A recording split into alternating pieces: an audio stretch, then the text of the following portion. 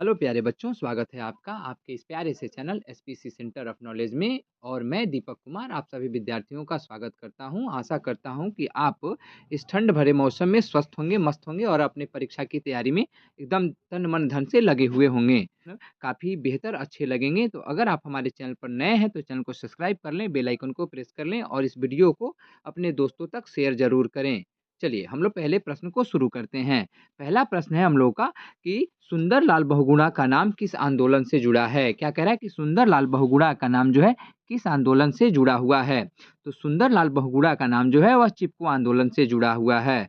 Next question है कि मेघा पाटेकर का नाम किस आंदोलन से जुड़ा हुआ है? क्या पूछा गया है कि मेघा पाटेकर का नाम किस आंदोलन से जुड़ा हुआ है? तो मेघा पाटेकर का नाम जो है वह नर्मदा बचाओ आंदोलन से जुड़ा हुआ है। नेक्स्ट क्वेश्चन जो है कि मंडल कमीशन रिपोर्ट की सिफारिश को किस प्रधानमंत्री ने लागू किया? क्या कहा गया है 3 नंबर प्रश्न में कि मंडल कमीशन रिपोर्ट की सिफारिशों को किस प्रधानमंत्री ने लागू किया? तो मंडल कमीशन रिपोर्ट की सिफारिशों को प्रधानमंत्री जो थे लागू करने वाले वह थे बीपी सिंह। अगला जो क्वेश्चन है 4 नंबर क्वेश्चन, उसमें पूछा गया है कि सूचना का अधिकार कानून कब लागू हुआ? क्या कहा गया है कि सूचना का अधिकार कानून कब लागू हुआ? तो सूचना का अधिकार कानून जो है सन 2005 ईस्वी में लागू हुआ। बढ़ते हैं हम नेक्स्ट क्वेश्चन की तरफ। तो चलिए बढ़ते हैं अगले क्वेश्चन की तरफ। अगला क्वेश्चन है हम लोगों का कि विश्व मानवाधिकार दिवस कब मनाया जाता है? क्या पूछा गया है कि विश्व मानवाधिकार दिवस जो है वह कब मनाया जाता है? तो विश्व मानवाधिकार दिवस जो है वह 10 दिसंबर को मनाया जाता है। नेक्स्ट 6 नंबर जो क्वेश्चन है उसमें पूछा गया है कि विश्व महिला दिवस कब मनाया जाता है? तो विश्व महिला दिवस जो है हर साल 8 मार्च को मनाया जाता है। अगला क्वेश्चन है 7 नंबर क्वेश्चन कि ताड़ी विरोधी आंदोलन किस राज्य से संबंधित है? क्या कहा गया है कि ताड़ी विरोधी आंदोलन जो है वह किस राज्य से संबंधित है? तो ताड़ी विरोधी आंदोलन जो है वह आंध्र प्रदेश से संबंधित है। 8 नंबर जो क्वेश्चन है उसमें पूछा गया है कि सूचना के अधिकार आंदोलन की शुरुआत कहाँ से हुई थी? क्या कहा गया है कि सूचना के अधिकार आंदोलन की शुरुआत कहाँ से हुई थी? तो सूचना के अधिकार आंदोलन की शुरुआत जो है वह सन 2005 ईस्वी में राजस्थान से हुई थी।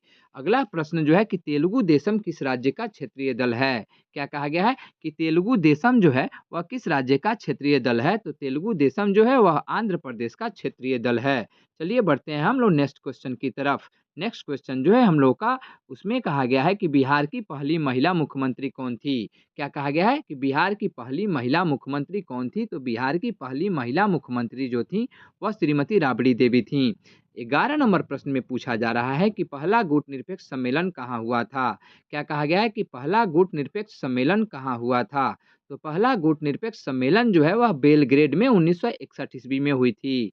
अगला प्रश्न है 12 नंबर प्रश्न कि किस देश ने नाटो में अमेरिकी नेतृत्व का विरोध किया? तो अमेरिकी नेतृत्व का विरोध करने वाला जो देश था वह था फ्रांस। अगला जो 13 नंबर जो प्रश्न है उसमें कहा गया है कि भारत ने पहला सफल परमाणु परीक्षण कब किया?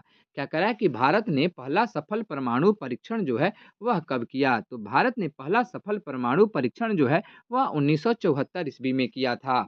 14 नंबर प्रश्न को देखते हैं कि 14 नंबर प्रश्न में कहा जा रहा है कि परमाणु प्रसार संधि किस राज्य ने हस्ताक्षर नहीं किया? यानी यहाँ पे डबल हो गया है। तो वह क्या करे कि परमाणु प्रसार संधि पर किस राज्य ने हस्ताक्षर नहीं किया? तो परमाणु प्रसार संधि पर जो है वह भारत ने हस्ताक्षर नहीं किया। चलिए आगे बढ़ते हैं और नेक्स्ट क्वेश्चन को देखते हैं। नेक्स्ट क्वेश्चन जो है हम लोग का 15 नंबर प्रश्न में कहा गया है कि सोवियत संघ का विघटन कब हुआ? तो सोवियत संघ का विघटन जो है 25 दिसंबर 1991 ईस्वी को हुआ था। कई जगह आपको 1992 देखने को मिल जाता है। अगला प्रश्न जो है नाटो की स्थापना किस वर्ष हुई? तो नाटो की स्थापना जो है 4 अप्रैल 1949 ईस्वी को हुई थी। अगला 17 नंबर जो प्रश्न है उसमें कहा गया है कि किस देश ने खुले द्वार की नीति को अपनाया? तो चीन ने खुले द्वार की नीति को अपनाया था। चलिए बढ़ते हैं हम लोग 18 नंबर प्रश्न की तरफ। 18 नंबर प्रश्न में कहा गया है कि यूरो क्या है? तो यूरो जो है वह यूरोपीय संघ देशों की मुद्रा है। यूरो क्या है? तो एक मुद्रा है जो यूरोपीय देशों में चलाई जाती है। अर्थात कह सकते हैं कि यूरो यूरोपीय देश की करेंसी है। चलिए आगे बढ़ते हैं। आगे 19 नंबर प्रश्न में कहा गया है कि किस वर्ष चीन ने भारत पर आक्रमण किया था? क्या कह रहा है कि किस वर्ष चीन ने भारत पर आक्रमण किया था? तो वह था सन 1962। अर्थात 1962 में चीन ने भारत पर आक्रमण किया था। 20 नंबर प्रश्न कह रहा है कि बांग्लादेश को भारत ने कब मान्यता दी?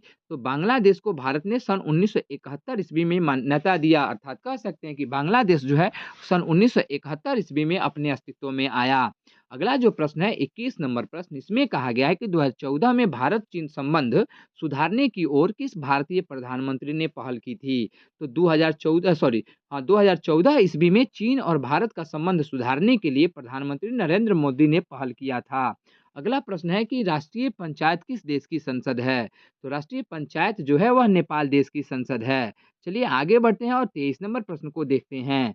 23 नंबर प्रश्न जो है हम लोगों का, उसमें कहा गया है कि संयुक्त राष्ट्र संघ के कितने अंग हैं? क्या कहा गया है कि संयुक्त राष्ट्र संघ के कितने अंग हैं? तो संयुक्त राष्ट्र संघ के 6 अंग हैं। 24 नंबर प्रश्न कर रहा है कि विश्व बैंक की स्थापना कब हुई थी? तो विश्व बैंक की स्थापना जो है जुलाई 1944 ईस्वी में हुआ था। अगला प्रश्न है कि अंतर्राष्ट्रीय मुद्रा कोष का मुख्यालय कहाँ है? तो अंतर्राष्ट्रीय मुद्रा कोष का मुख्यालय जो है वह वाशिंगटन में है। 26 नंबर प्रश्न कह रहा है कि एमनेस्टी इंटरनेशनल जो है, क्या कह रहा है कि एमनेस्टी इंटरनेशनल किससे संबंधित है? तो एमनेस्टी इंटरनेशनल जो है वह मानवाधिकार से संबंधित है।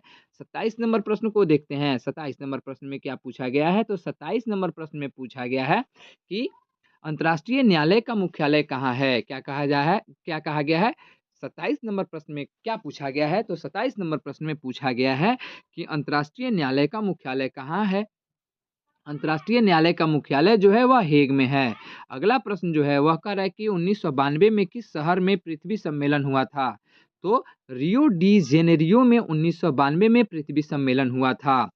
29 नंबर प्रश्न कह रहा है कि भूमंडलीकरण किस विचारधारा पर टिका हुआ है? तो भूमंडलीकरण जो है वह उदारवाद की विचारधारा पर टिका हुआ है। 30 नंबर और इस सेट का लास्ट जो प्रश्न है उसको देखते हैं। 30 नंबर प्रश्न में कहा गया है कि मानवाधिकारों की सार्वभौमिक घोषणा कब की गई थी? तो मानवाधिकारों की सार्वभौमिक घोषणा जो है वह 10 दिसंबर सन 1948 ईस्वी को की गई थी। तो सभी विद्यार्थियों से हम एक बार फिर कहेंगे कि ये 30 ऐसे प्रश्न हैं जो आपके हर साल बोर्ड एग्जाम में पूछे जाते हैं। तो आप सभी विद्यार्थी इस 30 प्रश्न को बेहतर तरीके से समझें, याद करें और अपने दोस्तों तक शेयर करें।